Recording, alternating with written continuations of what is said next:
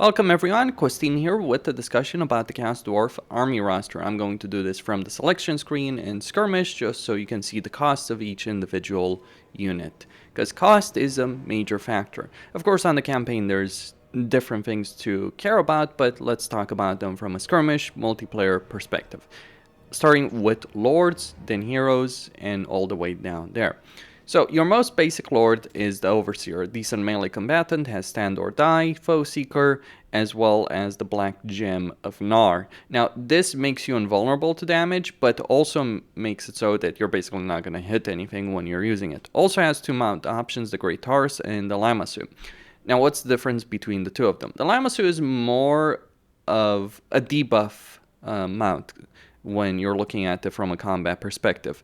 The reason is that the Lamassu gives you the Enfabling Foe, also gives you the Withering, and also has an effect, if I can find it around here, but has an effect that negates magical weapons within the area of effect. So 20 meters, magical weapon effects are going to be cancelled by the Lamassu mount. This applies to all the lord choices and the Lamassu itself as an individual unit.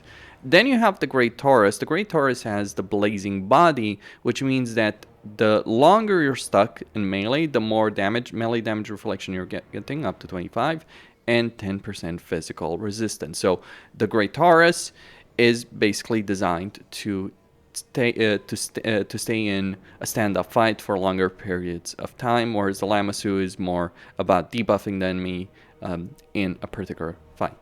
That's the difference between the two of them. Both of them have the same missile resistance. Both of them have terror. Now, the thing about the Overseer is that while he's a decent melee combatant, he certainly isn't one of the best.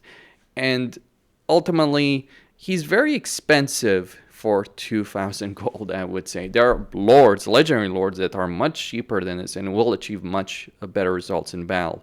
You're paying a lot with the Chaos Dwarfs, I feel, for those flaming attacks that they're having, as well as the fire resistance. So Chaos Dwarfs are great with fire and against fire, and that, however, drives the cost of a lot of their units, I feel.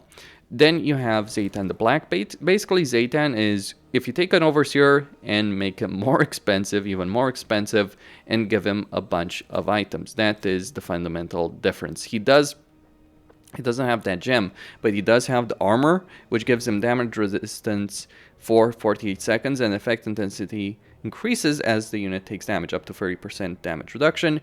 You also have immune to contact effects for himself and all allies in range, of course.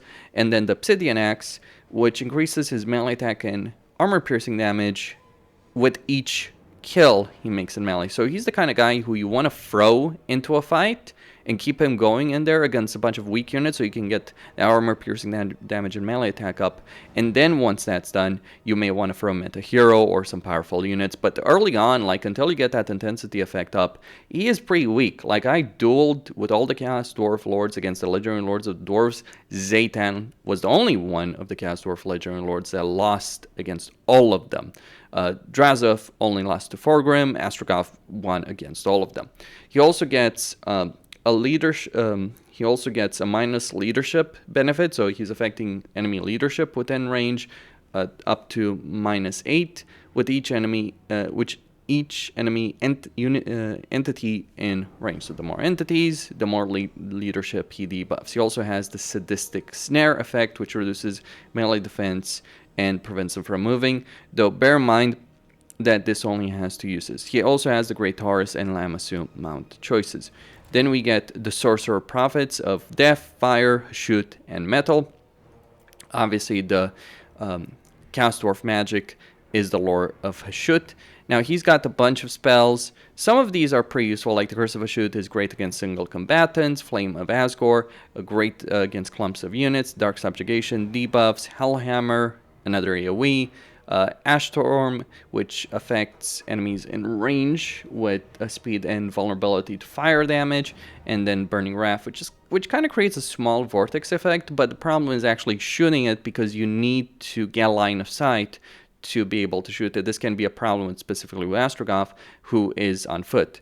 You have 3 mount options. You have the Great Taurus, the Lamassu, and the Baal Taurus. The Baal Taurus is basically a much better version of the Great Taurus mount choice that is effectively the difference. You also have the Flaming Breath attack with the Bale Taurus, which you don't have on the Great Taurus, but in many ways the same thing when you're looking at the Taurus mounts. Just one is double the cost, but is more effective in combat. If we're looking at the stats, you're losing a lot of HP and a bunch of melee benefits as well if you're going with the Great Taurus as opposed to a Bale Taurus, but you'll certainly save up on a lot of money.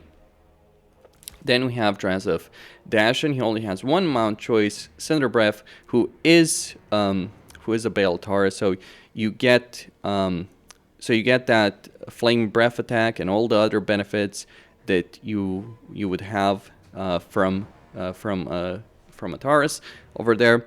Now, Drazov is really expensive if you get everything for him, like getting close to 4k over there, 3.9k. So really, really expensive. He does, however, have a bunch of abilities. So he's doing damage to enemies in range when he's casting a spell. He gives units with Contempt, which are Chaos Dwarfs. Like all the Chaos Dwarf units themselves have Contempt. Basically, the dwarves themselves have Contempt. Then he also has Infernal Engineer, which gives missile resistance and for himself and reload skill for his allies. And then he has the Lore of Shoot as well. In terms of the items, he gets the Amulet, which gives him melee damage reflection and damage resistance. He gets the Demon Spite Crucible, which gives him spell mastery, which increases with each kill made by the unit. So you probably want to get some kills done before you start using magic with him. Then the Graven Scepter, which gives him magical attacks, base weapon damage, armor piercing damage, and quite a bit of melee attack as well. Drazov is quite strong in melee, but the mounts themselves, like I would say the mounts are actually quite very, very vulnerable when you're looking at the situation over there. So putting him on a mount, yeah, I mean, you can fly, you get a lot of combat power with that, but still, there are some issues as well with putting him on a mount, like making him a pincushion because of all the range units that are going to target him. But still, he does have a decent amount of missile resistance. He can take quite a bit of damage over there. And then finally, that Astrogoth, who I would say is the best duelist lore choice for the Chaos Dwarfs. 2.8k cost. He has a bunch of spells that really benefit that, because he has a combination of Lore of Fire and Lore of Shoot. He gets Flamestorm, of course, but he mainly is really going to benefit from the debuffs and the buff effect. So, like the Flaming Sword, Cascading Fire Cloak, for instance, really benefiting him. And he also gets both Kindle Flame and the Killing Fire over here. So he's reducing the fire damage resistance of enemies, or weakens them to fire plus 20%, and also he's doing damage at the same time. He also gets Mechanical Overdrive, so with each kill he makes, he gets melee attack and base weapon damage. Then he has two items. He gets the Stone Mantle, which gives him physical resistance but reduces his speed as he takes damage.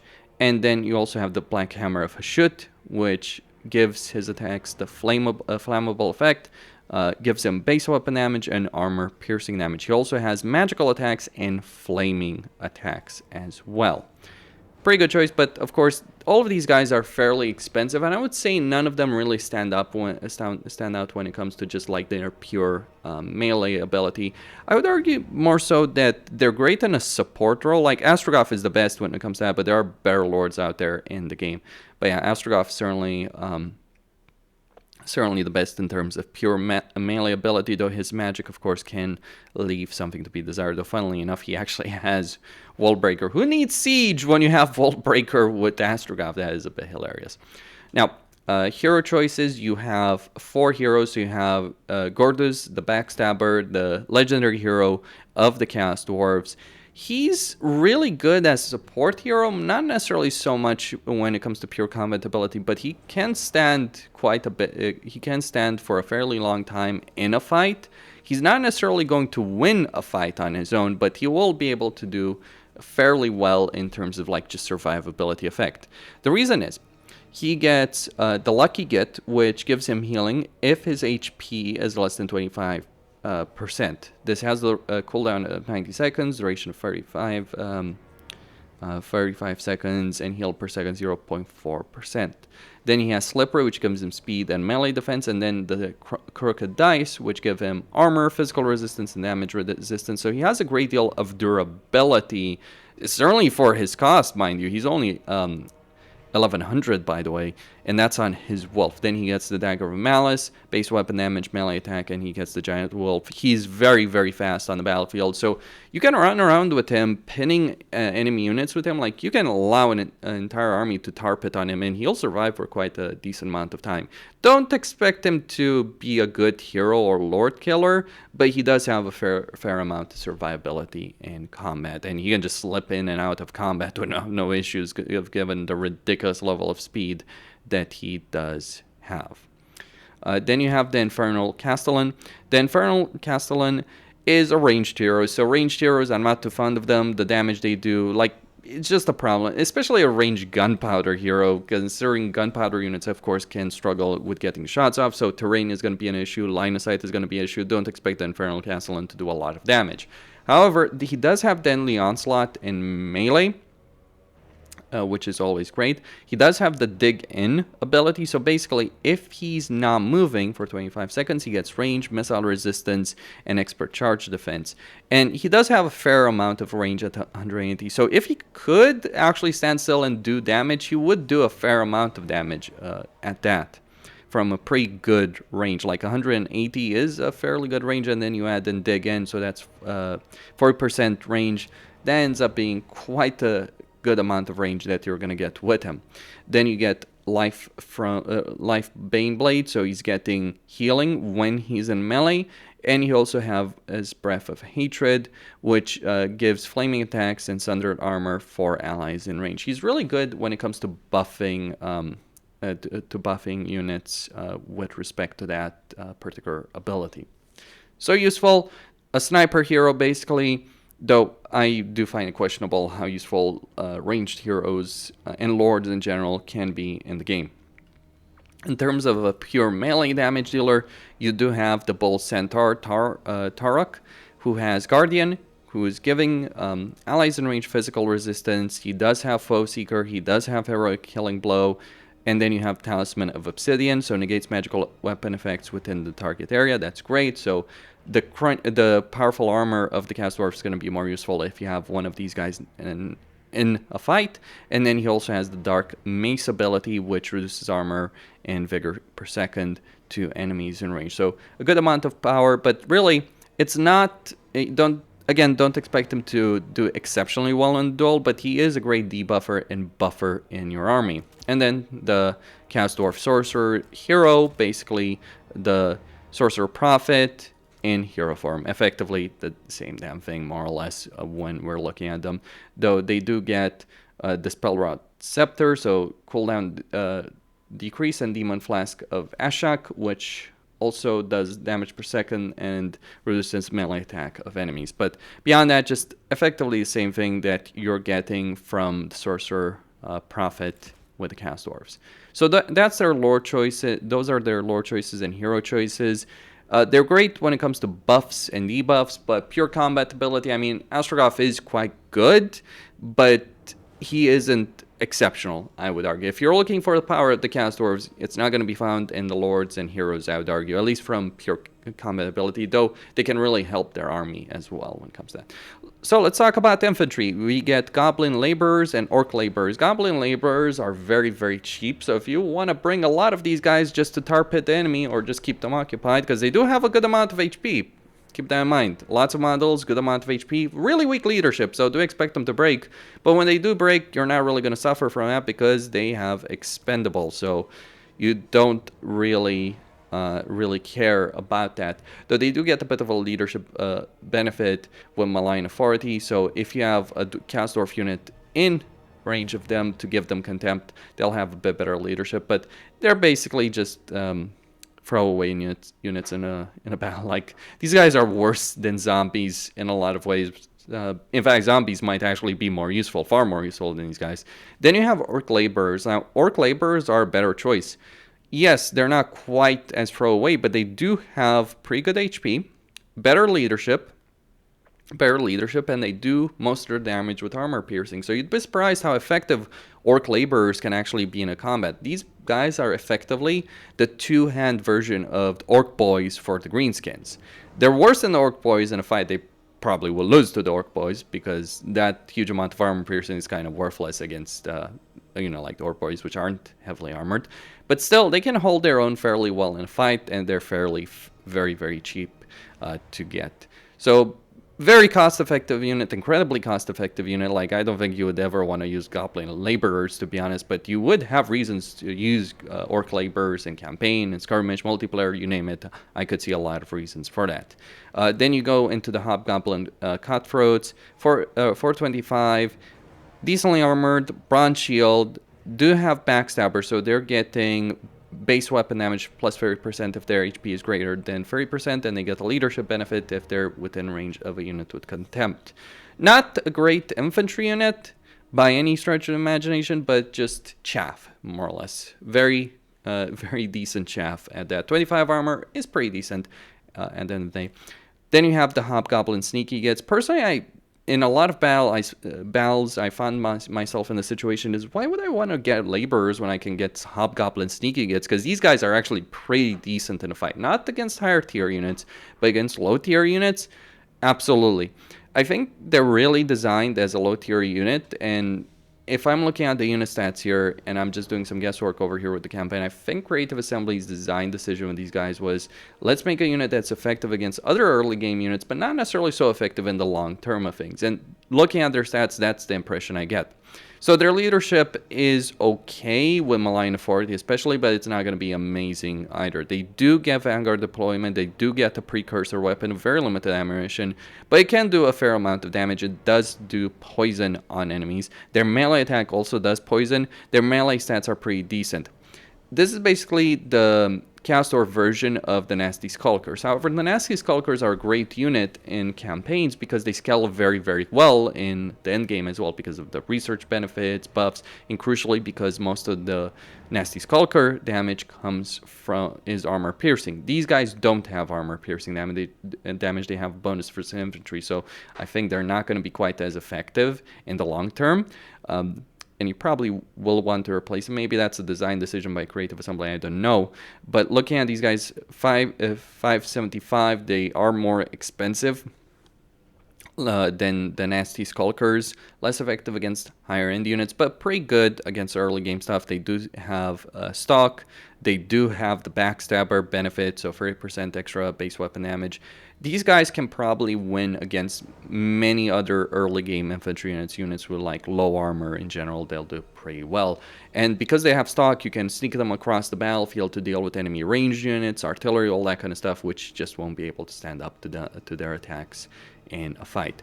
Just be careful with their missile attacks, because it's a good way of losing yourself. You might want to stop them from shooting automatically until you're ready to engage. But yeah, certainly you can use these across the battlefield and do some damage with them from a sneaky, stabby perspective. Then we get to the Chaos Dwarf infantry itself. Chaos Dwarf warriors and Chaos Dwarf warriors with gray weapons. The Chaos Dwarf warriors have a good amount of armor. They have a silver shield. They've changed the icon of the silver shield. They have contempt. They have fire resistance. These are a much more expensive version than the Dwarf Warriors. And Dwarf Warriors, if we're just looking at the Dwarf Warriors over here, the Dwarf Warriors have full-on spell resistance. And in comparison to these fellows, yes, they have weaker melee stats, but they're also 200 less cheap. They cost 200 less. And that spell resistance certainly will help them in a fight, but in quite a significant way.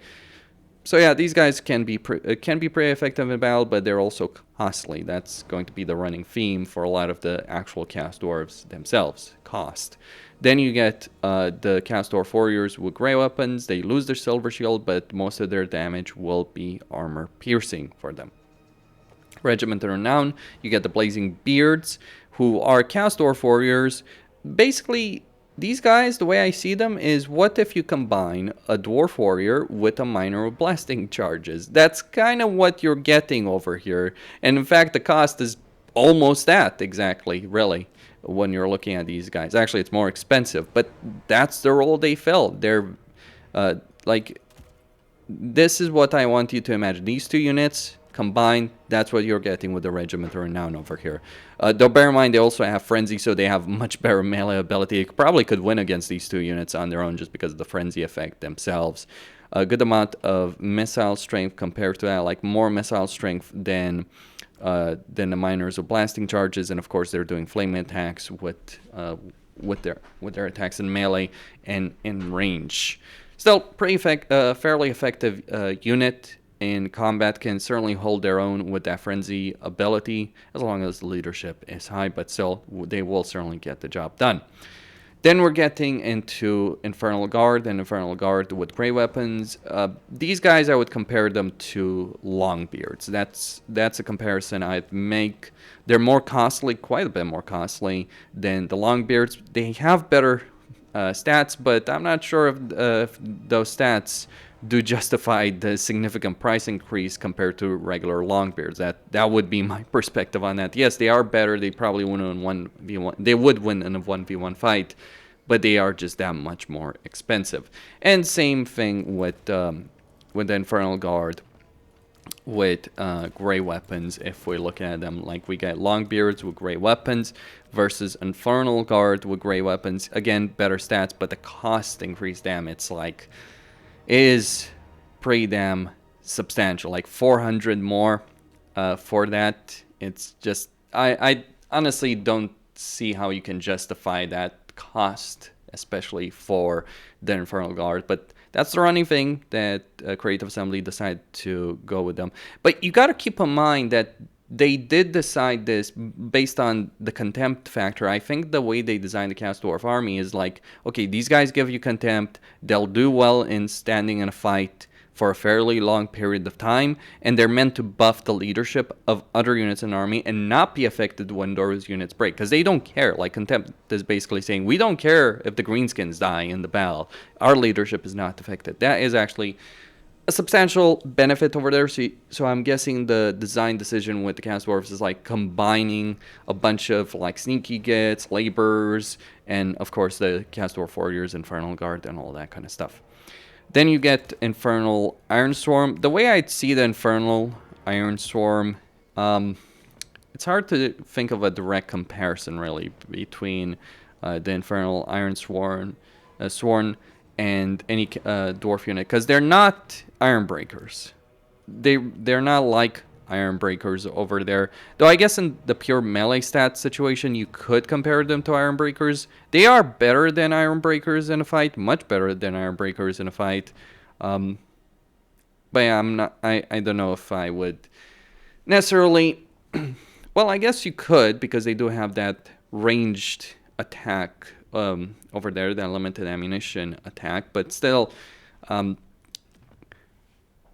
like, just looking at the situation, I mean, they're about the same cost. And actually, now that I think about it, these guys are much better than Iron Breakers, because they have more HP.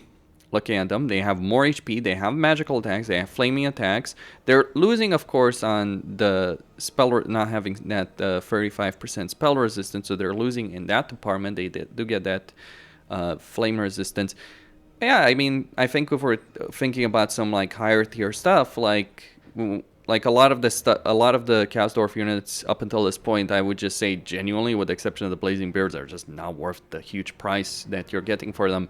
But when I look at the Iron Swarm, I'm like, yeah, these guys would be worth it in a fight, like against regular dwarfs. The magical attacks that they have, very substantial. The better melee stats, less melee defense, but a lot of HP, better range, less missile strength.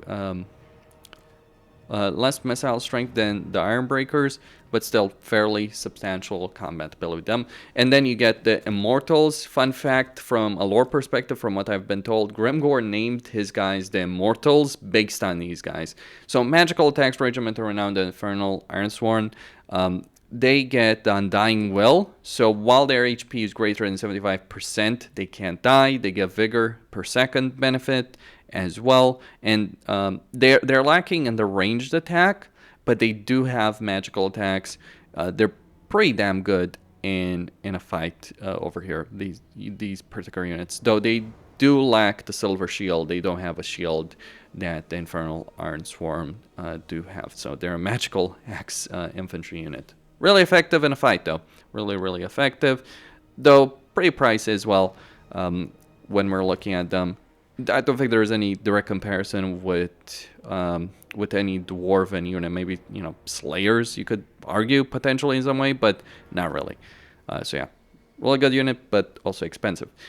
Missile infantry, let's talk about that. Hobgoblin archers, 525 for these stats. Yeah, I'm gonna have to say not really worth it. Because if we look at Kislev, they get Kossars at 450. Or let's go even 500, the Kossars with spears. Like, look at the Kossars with spears compared to the Hobgoblins. The Kossars with spears have more HP, more HP, yes, less armor, so that armor is going to count for quite a bit. They have more leadership, and actually it's significantly better leadership when we're looking at them because they have By Our Blood ability, so that makes them unbreakable to fight. So they'll last a lot longer than these guys in a fight. Of course, they don't have the flaming attacks. So they do have bonus versus large. So Hobgoblin archers, pretty weak ranged unit in a fight. The more I look at these stats, the more I'm like, yeah, do you really want to use Hobgoblins in a fight? Probably not. I would say, like, it just kind of feels like a waste of money, which can be a problem not having a good effective archer unit in your army that you can rely on. Though bear in mind, this is a bit misleading because you do have the backstabber benefit that gives you base missile damage plus 30% if the HP is greater than 50% over there, and they do get the leadership benefit with contempt, but still not really sold on these guys. Their missile strength isn't really great. Like, Kossars have free armor piercing 16 base missile damage.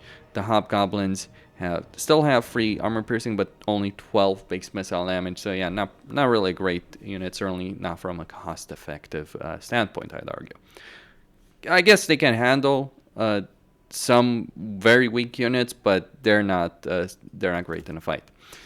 Gunpowder units, free versions, the Chaos Dwarf blunderbusses, the Regiment Renown, and the Infernal Guard with Fireglaves. Let's look at blunderbusses. They have a silver shield, they have contempt, and they're basically like Iron Hail Gunners from Cafe. But here's the thing about Iron Hail Gunners. Iron Hail Gunners are 500. Now, the blunderbusses are a substantially better unit. They have that silver shield, they have better damage, they have more ammunition, they're better in melee, though being better in melee as a gunpowder unit isn't necessarily too important, though given their short range it is going to be an important trait, I'd argue, because these melee stats are pretty damn decent, right, when you're looking at them. So they make for a decent melee combatant, but they are certainly very expensive, and they do struggle as all gunpowder units, but they're basically like a shotgunner unit. That's how I would see these guys, like, get nice and close and personal and do a lot of damage with the blunderbusses. Then you get the Granite Guard, their Regiment Renown. They lose the Silver Shield, but they do get the dig-in ability, so they get 40% range if they're standing still, and 15% missile resistance and expert charge defense. So 40% range, what's that? We're looking at over 120, 130 range over here. That's a pretty decent amount, especially with the kind of damage that these guys are doing. And they're also suppressing units, so enemies are going to struggle to actually getting close. And these guys, while they're losing that silver shield, still will get a decent level of missile resistance. So yeah, they're pretty decent. The thing is, they're 1200 in terms of their cost. That is incredibly costly. Like, just looking at the Grand Cafe and range roster, there's so many better units, like, and especially when we're thinking about cost. Just gonna switch this back to the dwarves over here and move back in. Then we get Infernal Guard with Fireglaves. Now these guys are insane. They have decent range, 145 flaming attacks. They get a bonus in melee versus large. They have a good amount of armor piercing, so decent melee stats, good leadership. These guys are basically firing laser guns. Like, if you listen to these guys firing, it sounds like laser guns to me. That's what I'm gonna go with over there. And they can act really as a execution squad, really. Like, when these guys shoot a single entity, even as a unit or two of these units, can melt heroes, lords, single entities very, very effectively.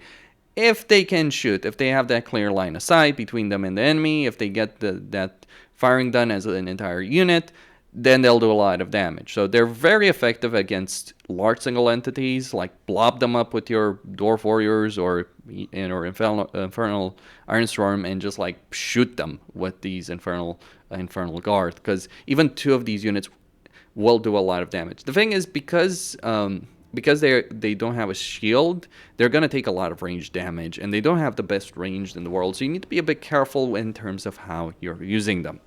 But still, when we're looking at the range roster, I'm not particularly impressed by the Hobgoblin Archers or the Chaos Dwarf Blunderbusses in a lot of ways. I've played quite a few battles by this point. The Granite Guard are more effective, but so are the Infernal Guard. Like, why would you take Granite Guard versus Infernal Guard? I would never understand. Like, it's only a 50 cost difference.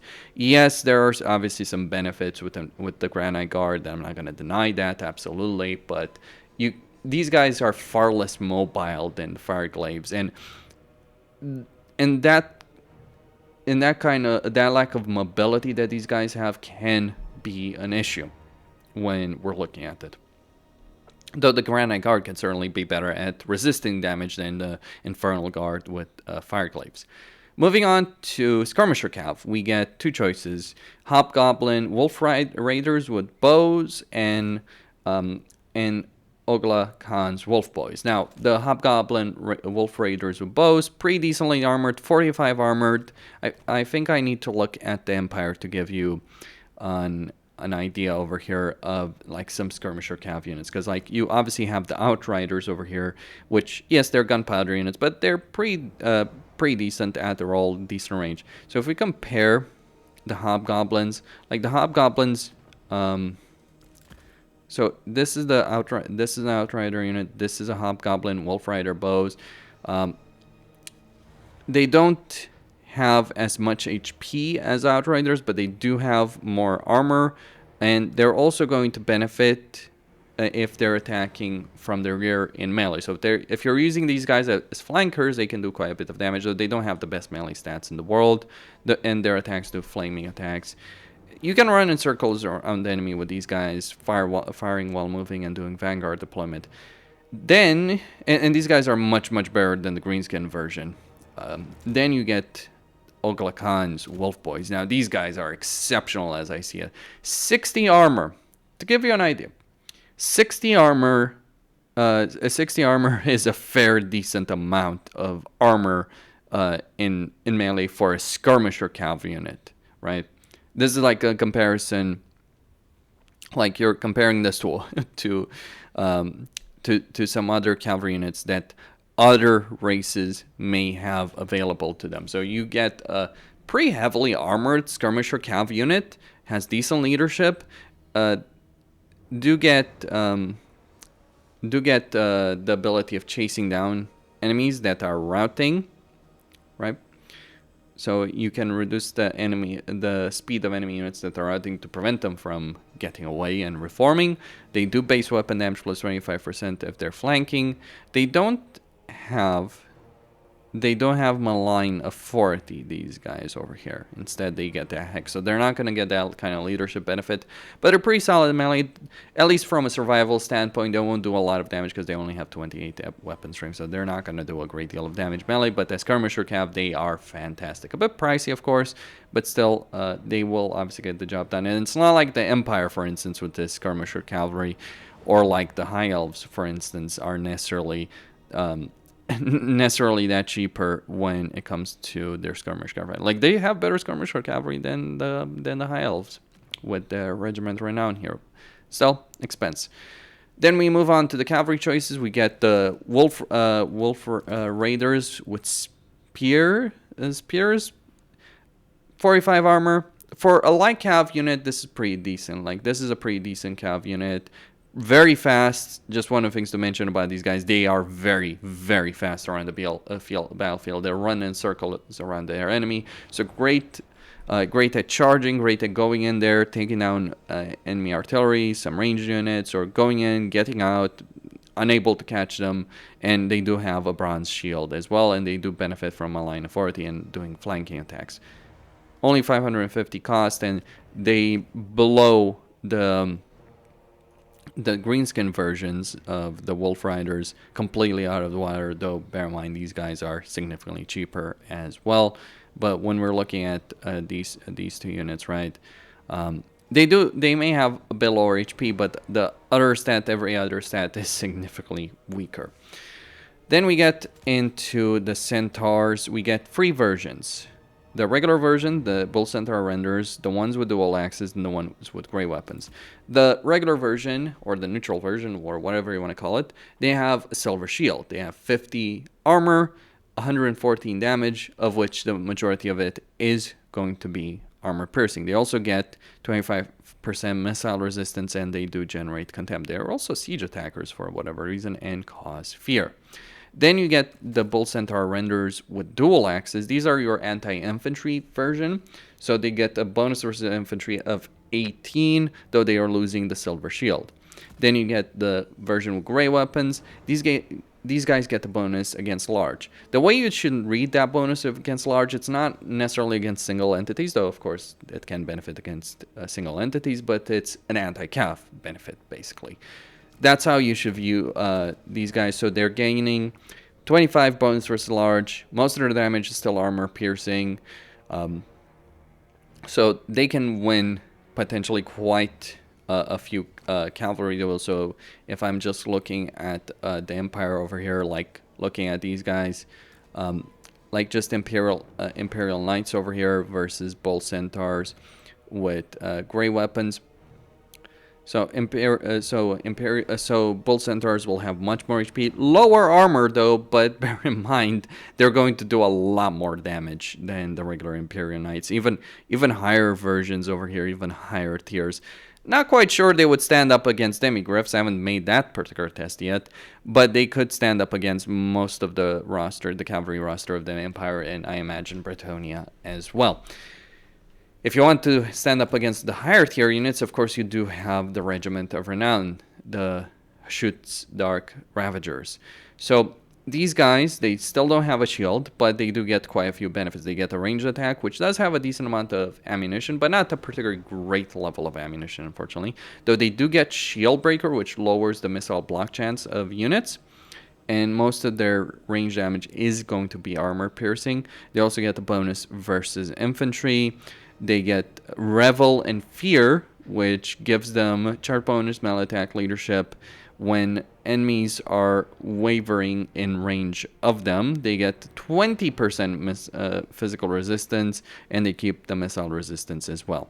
And they can fire while moving. These guys are great, but certainly on the pricey option of things. But here's the thing, there are plenty of pricey cavalry units in the game. So I've heard it said that the Chaos Dwarfs really benefit from their Centaur line or their cavalry line in general. It's not their infantry or their range units or their lords or heroes that really make them strong. It's cavalry, missile cavalry units, the Oglakan's Wolf Boys, and the Centaurs especially that make them strong.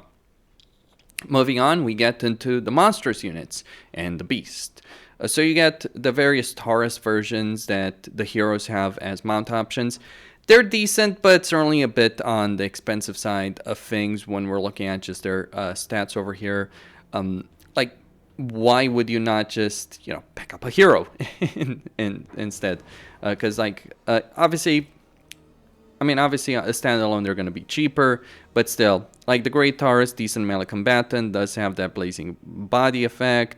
The Lamassu has those debuff effects. Those debuff effects are limited to one charge. Those hexes are limited to one charge, so maybe bringing a couple of Lamassus can be useful in a standalone fight, especially because you can position them on battlefield and negate the magical weapon effects within range. And of course, the Baeltars just improved, basically, your flying dragon versions, more or less. Though they're not going to be quite as good as some of the higher tier dragons if we're looking at the high elves over here.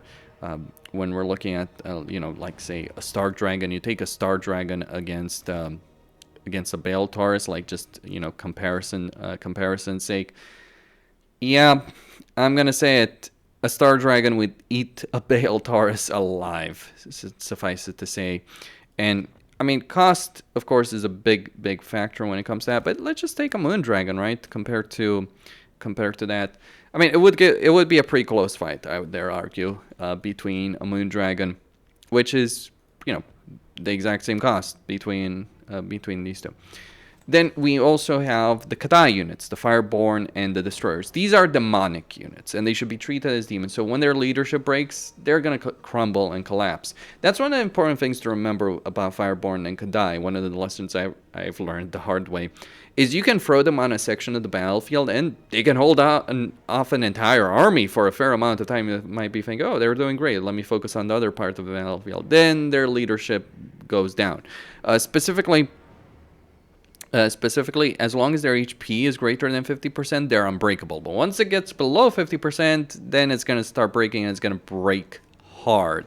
So once your leadership is broken, once your leadership is shattered, they just completely collapse. They do have one benefit. They're Hellforged. So that means they can be healed by a Demon Smith reforgeability. That's one of the main benefits of the Demon Smith sorcerer in a battle, why you should bring one if you're using these kind of Kadai units. This applies, by the way, to the Kadai Destroyers as well. Amazing unit in battle. Like, just throw this guy against an entire army and watch him tear them to shreds, as long as you keep him above a certain threshold of HP. The Kadai Destroyer really benefits at being a high level of HP, of course, has a good amount of physical resistance. Both of them have magical attacks. Like the Kadai Destroyer is a single entity. The Fireborn are multiple entities. Like, the way I rank the Fireborn specifically is I would consider like Stone Trolls or Armored Cast Trolls, those kind of units. And that's kind of the role they would fill in army. These guys are very substantial though, because of course they have magical attacks, flaming attacks. They do have bonus versus infantry as well. And the thing is, the more time they spend engaged in melee, the better they're going to get in a melee fight. So melee damage reflection, physical resistance, so they don't have any kind of range heal, so you can annihilate them on range. Probably the smarter thing to try and annihilate the Kadai units in range, especially the Destroyer, because you throw this guy in the melee, he's going to tear everything to shreds. I think he might be the best melee single entity unit in the entire game right now. I'm not sure. Well, I think the Dread Saurian won against it, but, you know, if we look at the Dread Saurian situation, right? If we're looking at the Dread Saurian situation, where is that damn thing? There's so many damned units in the... there we go. So if we're looking at the Dread Saurian situation, it's a lot more expensive than the Kadai Destroyer. And the thing is, the Kadai Destroyer can give a Dread Saurian a run for its money. So very cost-effective unit over here with the Kadai Destroyer. And if we're looking at the Kadai Fireborn with the Warriors of Chaos, right? Because I do mention those Chaos Trolls Armored. Well, Chaos Trolls Armored will lose to Fireborn plain and simple when it comes to it. But they're kind of filling that same niche, if you will. But yeah, Kadai Fireborn, a bit more expensive. Kadai Destroyer is very cost-effective for what they're doing in a battle. Absolutely cost-effective, I would dare argue. Fireborn, pretty decent, but not quite the same cost effectiveness. And then finally, the great strength of the Chaos Dwarfs, the things they're known for, their artillery. We start with the Magma Cannon. Now, here's the thing about the Magma Cannon. People are saying it's OP because it does have a ranged attack that basically leaves a patch on the ground that does a lot of damage, but you're not going to see that through the stat screen. It's kind of like a Pit of Shades effect if the hit actually lands. Now, here's the thing. This unit, right, is a fairly cost-effective artillery unit for what it's quite capable of doing, right? Like the Great Cannons of the Empire 800, this is just barely over 1,000. This is a substantially better unit than the Great Cannons of the Empire, like so ridiculous.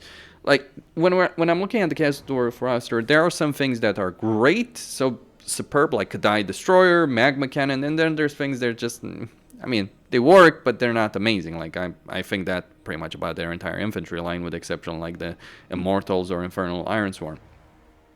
But, yeah, Magma Cannon, amazing unit. And the thing is, it's kind of like a hell cannon. In fact, I would dare say it's more of a hell cannon than the actual damn hell cannon is.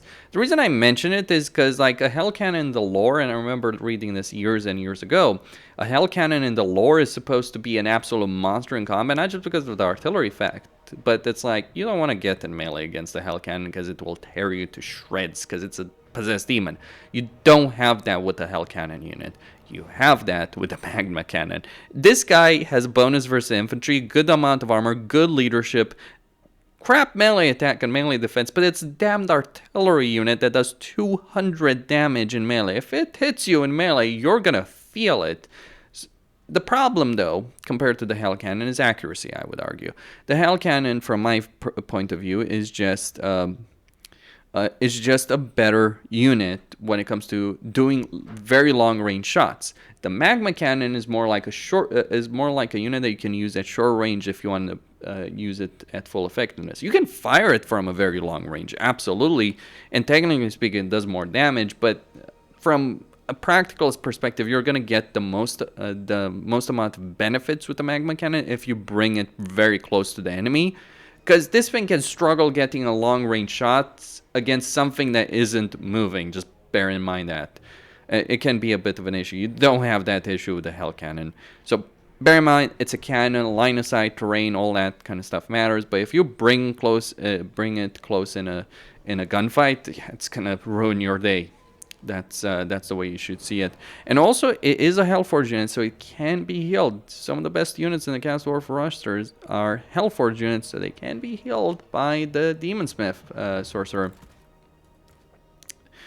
through the Reforge ability. That's what that does.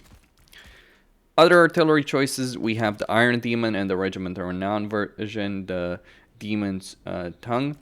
The way I would see these guys is, and then there's I think a campaign version of it, or I'm not quite sure, like if you can attach an Iron Demon to a Dreadquake mortar, maybe you can. I'm not entirely certain about that. By the way, the Iron Demon is a artillery shotgun, if you want to call it that. It's pretty decent in melee, but it will benefit the most if you let it shoot at the enemy, because it's going to do a lot of damage. It will suppress the enemy, reduce their speed, and then send it in melee and do a lot of damage. The Regiment Renown is basically a flamethrower. That's what it is. It does a ridiculous level of damage and suppresses the enemy. Both of these guys, though, can be fairly decent melee combatants. Good amount of weapon strength, bonus for infantry in melee, but really their range attacks aren't certainly not something to sneeze at. Then you have your regular Hell Cannon, as well as the Regiment Renown, the Soul of Damnation. Hell Cannons have been around for a long time. They were invented by the Chaos Dwarfs, so of course the Chaos Dwarfs have them. Then there's the Skullcracker, which is a freight train, more or less. I mean, so is the Iron Demon. Don't get me wrong. Don't get me wrong on that particular subject. I'm not quite sure why the Skullcracker necessarily is. I'm not quite sure why the Skullcracker is more expensive. Well, the Wall Breaker ability is certainly very, very powerful, and does got that physical resistance over there. And also causes terror. Has Wall Breaker, has more power, which gives you mass, speed, acceleration. So you can plow for a lot of units when it's in a fight. Can do a lot of damage, and it's also a Hellforge unit, so you can pull it out, heal it, send it back into the fray. Yeah, these kind of units over here, the Skullcracker, the Iron Demon, really, really effective units in a fight. Can pull them out, get them healed, throw them back in. Then we get the Death Shrieker rocket launcher, two different types of rockets, one that's designed against clumps of infantry, another one that's designed against single entities, or more realistically, walls. If you're hoping this thing will hit a single entity or a flying unit or anything like that, yeah, be prepared to be disappointed. But magical attacks, flaming attacks, does ridiculous amount of damage, because what this artillery unit is, imagine taking a unit of Skaven, poisoned wind mortars, or bombardiers, right? So if we look at the weapon teams of the Skaven, imagine this unit specifically, right? This particular unit, or the Bombardiers more likely. Take these units, give them more range, give them more damage, though of course, single entity as opposed to multiple entities. But basically take this unit, double its range, and that's what you get with the Death Shriek or Rocket Launcher. It is quite absurd. This thing hits like a truck on clumps of infantry. And then finally we get the Dreadquake Mortar, which has an after effect on its attacks, the Monstrous Impact, which is just going to do quite a bit of damage. So explosive damage, armor piercing damage, base missile damage. Again, decent enough melee stats, good amount of damage. You don't want to necessarily engage in melee with this thing. Pretty decent range, and the after effect does hurt as well with that. And that is the Chaos Dwarf roster. My personal perspective on this, having played with them quite a few battles by this point, I would say this. Their artillery and cavalry units are strong. Their flying units, lackluster. Their infantry and gunpowder units and missile units in general leave a lot to be desired. The cost is just too high, really, for a lot of their infantry choices. But they can benefit a lot from the combination of contempt, the leadership benefits that you're getting, the various buffs and debuffs that you're going to have from your lords and heroes that can benefit them a lot to make a very strong and cohesive army. But I'd say their real strengths are going to be their cavalry choices, their centaur choices, their wolf boys, and of course their artillery. Are they overpowered? I don't necessarily think so, to be quite honest on it. Now, I'm not a multiplayer person, I'm a campaign focused player, but they have strengths and weaknesses. And one of the things I would say, and here's one of the things I would mention, they're very weak against flying units. That's one of the problems that they're going to have, because what are you going to do against flying units when you're playing the Chaos Dwarfs? Use your gunpowder units? Yeah, good luck with that. Gunpowder units, yeah, they can do damage against flying units, but good luck with lining your shots, getting those shots off. Hobgoblin archers are not going to do shit against any heavily armored flying units. So when I've been playing against the dwarves in particular, one of the experience I've had is like, I can beat anything on the ground of the dwarves, but their gyrocopters and gyro bombers just annihilate me in a fight. Because what answer do I have for that? I mean, any flying unit that I have, sure, will tear these guys in half, no problem. But the problem is my flying units are much, much more expensive than a gyrocopter or a gyro bomber can be. So I can just run around with my flying units to try and chase down a huge amount of gyrocopters and gyro bombers, and my units on the ground are going to struggle because, yeah, gyrocopters can just run around in circles around the gunpowder units, and the hobgoblins are not going to be able to take them down. That is a problem. That is arguably one of their biggest weaknesses. Flying units, counters to flying units, they're kind of bad against them. Like on the ground, yeah, they probably win the fight, especially if you're just foolish enough to just run into their artillery line. But if you run in circles around them, if you bring more units than him in, and you understand that he's going to bring artillery and target you with that, there are ways to counter them. That's my experience. This is what I've learned through just playing the game, doing a bunch of different scenarios, different battles. That's the experience I've personally had so far with the Chaos Dwarfs. Lots of power, but also certainly some issues with that, especially like against fast movers. Like in general, fast moving units will pretty heavily counter the Chaos Dwarfs, unless you're dealing with a stack of Centaurs. So I'm guessing like in domination matches and full multiplayer matches, like you're probably going to see a huge amount of cavalry, of Centaurs, maybe some Wolf Boys, and artillery, and maybe far less in terms of the Chaos Dwarf range units. I mean, it's not like they're bad at dealing damage, it's just being able to do any damage in the first place with the gunpowder units. That's kind of one of the limiting factors. Anyway, Questin here, signing out. Stay tuned for more.